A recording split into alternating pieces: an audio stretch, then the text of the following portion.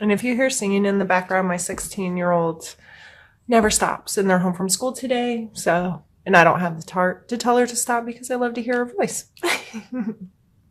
Aquarius, coming out first in our mental space is the Seven of Cups. So there may be some indecision or a reevaluation of, what do I really want to connect to emotionally this month? And that may be on your mind a bit.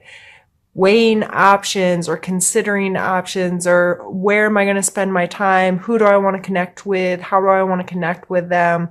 Whether you're single or with someone, this doesn't have to be a significant other, a dating type relationship or spousal type relationship. This can be friends and family and coworkers. But I kind of see this guy standing at a vending machine and weighing his options. And some of the options don't look very appetizing. And some of them are kind of a mystery. And some of them hold a lot of promise. So I just take this as a time to evaluate how you're connecting to people, who you're connecting with, how you're connecting with them, and just reevaluating that. Spend some time thinking about it and deciding what button you're going to push there. Coming next in our physical space is the Star. So apparently, Aquarius, you are feeling very much like yourself. This is your card. In your physical space, you may just feel very comfortable there, renewed, refreshed, relaxed, all those beautiful R words, because that's what this card's all about, is a renewal and just feeling connected. Feeling, I don't know, like the universe is shining on you. And that's a really beautiful energy. I love this card, and I love you, Aquarius. People, I have a child who's an Aquarius who is a lot of fun, and she is spunky and smart and a little feisty, and her personality is refreshing. So every time I see this card, it kind of just, it squeezes my heart a little bit, because I see my baby and all of the amazing attributes associated with this card as part of her personality. And now, don't get me wrong, my children aren't perfect, but she's a really cool kid. And, it's hard for me to articulate this card so much because it does manifest so much feeling for me that's associated with her. So, as an Aquarius, if you're curious about this card and what it means, look it up, Google it. It's easy to find information on tarot. And don't just read from one source. Different sources have different perspectives on the energies and how they play in our life. But for me personally, in this reading, I just feel like it's you feeling good in your own body. And especially here, followed by the Knight of Wands and our emotional space, he is feeling himself, right? He's fancy. He's like, he has this charisma about him, and he appreciates beauty in his space, but he also appreciates it within himself. He doesn't have a problem like showing off here. Both he and his horse are like, we have arrived, pay attention to us. So those two cards coming out for your physical and emotional space. I just feel like you feel good, and that's amazing, Aquarius. I really hope you do. I really hope you are encompassing some of those feelings of feeling really comfortable in your own skin, appreciating who you are, letting your passions and your desires and your excitements in life and your willingness to be involved in this world and experience life show through this month. I just think that looks like a really beautiful energy combination. And then we're followed here by the Eight of Coins. And this is coming in our spiritual space. And this guy's obviously put in some diligent work.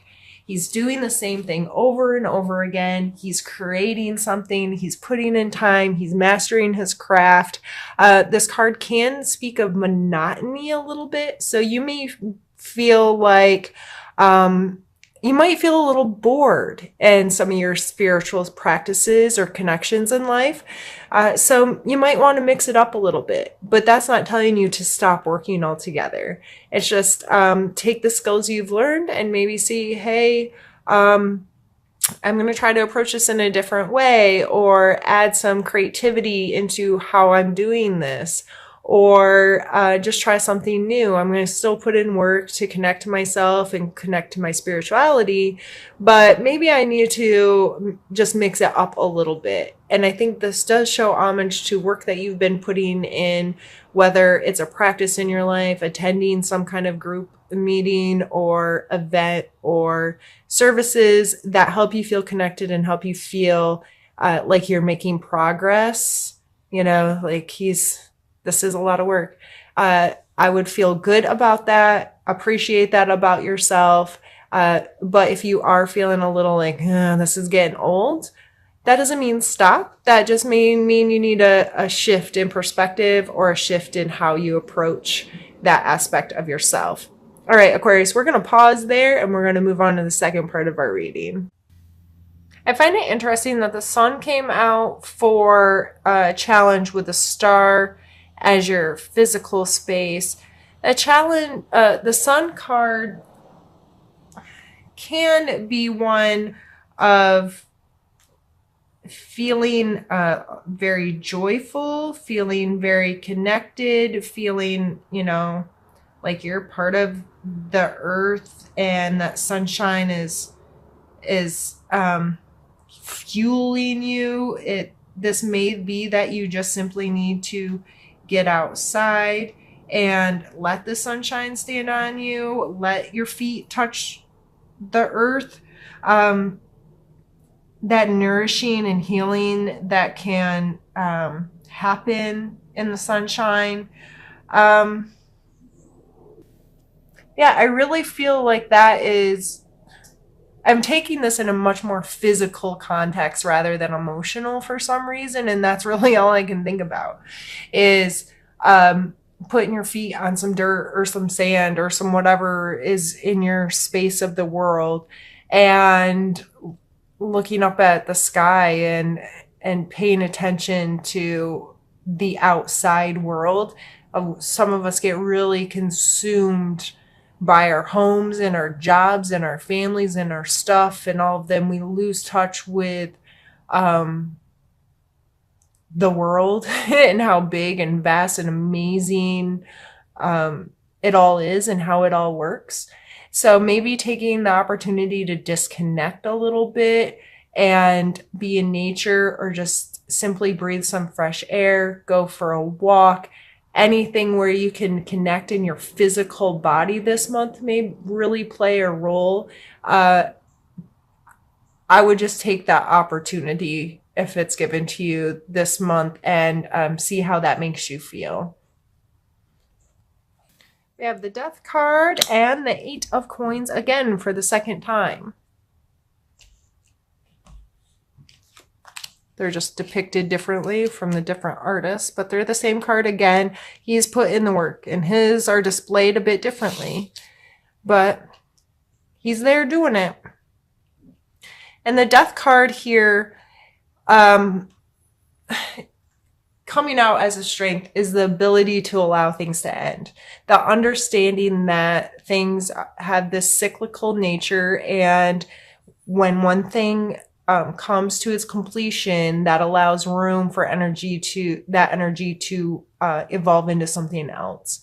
And I believe, Aquarius, from what I know of a lot of you personally, that you are able to do that. You're not necessarily prone to holding large grudges or carrying around things from the past. A lot of you do seem to possess a strength of being able to move on from things in a healthy way without getting too beat down. I'm not saying that you don't hurt and suffer and whatnot like the rest of us.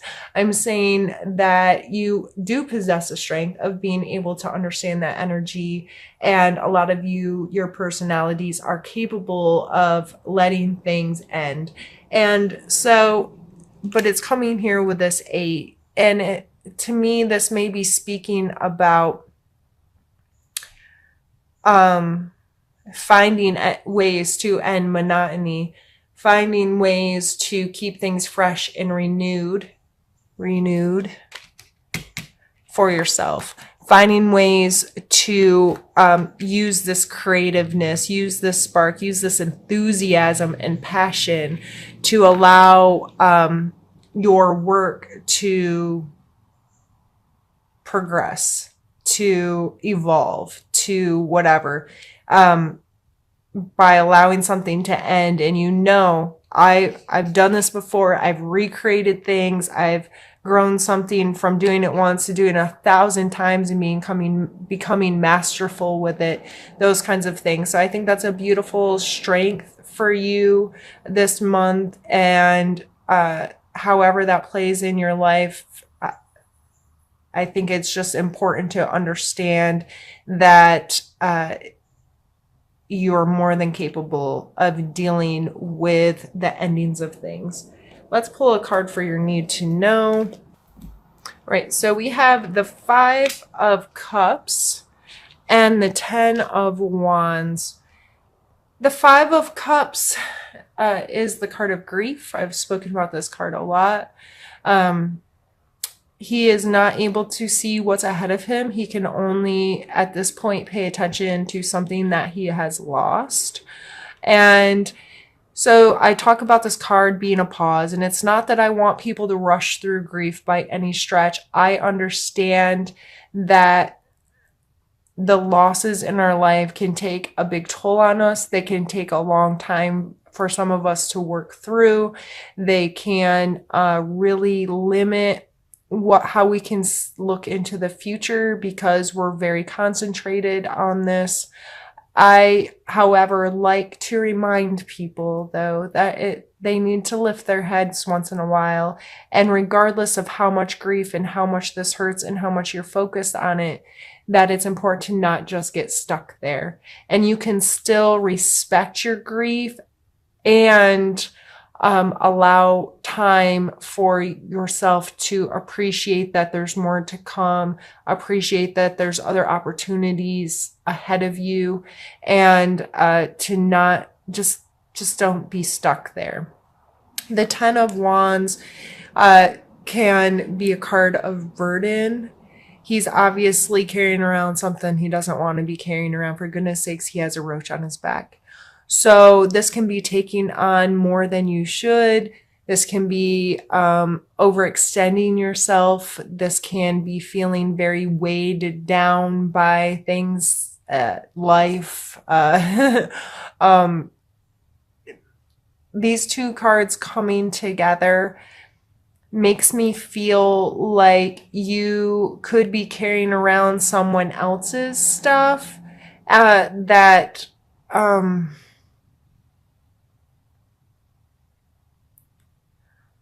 you may be carrying someone who's stuck there. Picking up the slack, if you will. And I don't say that in a negative way. Sometimes we have to really put in a lot of work for the people that we love and care about. When, in marriages and relationships, there's times where one of you is strong and one of you is not. And there are times that you will pick up the slack for them so they can have their time to heal, or they can have their time to do whatever they need to do. I think these coming out in your need to know is just a way for you to be mindful of, if you're doing that, is it good for you? Is it healthy for you? How can you have a better relationship to this? And it's not horrible if you're the one carrying around somebody else's stuff, or, but don't wear yourself out. And now if somebody else is carrying around your stuff because you can't get your life together, which I don't believe with the other cards coming out, I don't really think you're the one that's being the problem, Aquarius. But if you're putting your stuff on other people so you can stay stuck there, you may need to have some honest conversations with yourself and help yourself, come to an end with that, so you can lift your head and redistribute some of this burdensome stuff that's happening in your space. So someone doesn't have to feel like that, whether it's you or someone else, but just a reassessment of how this is gonna go. So you can both, whoever this is, or it could just all be you, but continue on in a healthier way. So we have the Page of Wands. So we have the Knight of Wands up here, the Page, and the Queen of Swords. The Page of Wands, like the Knight, is that excitable, passionate, willing kind of energy to get involved, to get creative, to think outside the box, and to feel comfortable within yourself and look for ways to feel comfortable in your space. A lot of times with the wands, I think of flow state. When we're like an artist can disappear into their painting for hours and lose track of time, or musician sitting and playing, their instrument, and they just get to a space where they're creating and they feel good and they have no concept of what's happening around them, right? And the Page is kind of young and immature, so he might be a little rash or not always make the greatest decisions. But mixed here with the Queen of Swords energy, which she is all about logic and just fairness. Those kinds of, the swords are the analytical sides of our brains, right? Of being decisive and making decisions and being, feeling competent and capable of doing that. And I love the Queen of Swords. She is my favorite. I say favorite for about 5 or 10 different kinds. She's one of my favorites because I associate with her. I sometimes think of her as someone who's brutally honest to a fault. That friend that will hold no punches, tell you exactly what they think, are going to call you on your BS and be really straightforward, but they have good intentions. They truly have your best interest at heart. So they're willing for you to not like what they say, in order for you to hear what you need to hear. You know what I mean? So these kinds of energies coming together are very powerful. There's this willingness to create, but also has this logic side of, I'm going to make good choices and I'm going to approach this in a way that has people's best interest in heart, but I'm also going to be fun and carefree and excited about it.